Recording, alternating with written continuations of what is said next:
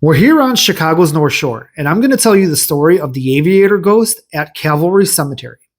I first read about this story in a book called Chicago Haunts by Ursula Bielski. Being from Chicago and a ghost hunter since I was little, I became fascinated with it all. Chicago is one of the most haunted cities in the world, and there are ghost stories everywhere, and I wanted to hear them all as well. Calvary Cemetery is located at 301 East Chicago Avenue in Evanston, Illinois. It was established in 1859 and is currently the final resting place to many of Chicago's former elites.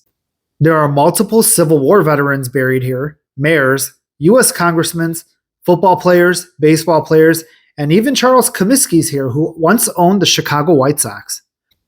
But this ghost story starts at the east gate of the cemetery on Sheridan Road, right over the rocks at Lake Michigan.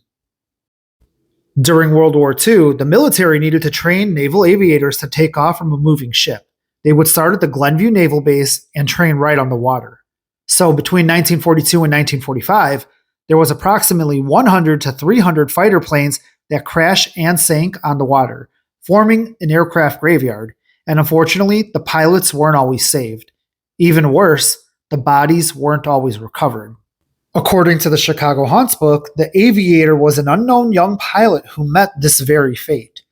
And for the next 20 or 30 years, people driving along Sheridan Road often saw a man coming out of the water towards the cemetery gates, pacing back and forth. But the cemetery gates were always closed. These ghost sightings have been claimed to be seen by thousands of people up until the 1960s, when it appears that the ghost has actually vanished. Some might say this is a good thing. Maybe he found peace. Maybe he crossed into the light. They say the Aviator hasn't been seen since then. Some people believe that the story came to an end when the cemetery forgot to close its gate one day, and when the Aviator showed up, he made this cemetery his final resting place. So what do you guys believe? Is he at peace in this cemetery? Did he cross into the light? Or is he still out there? Let me know what you think in the comments.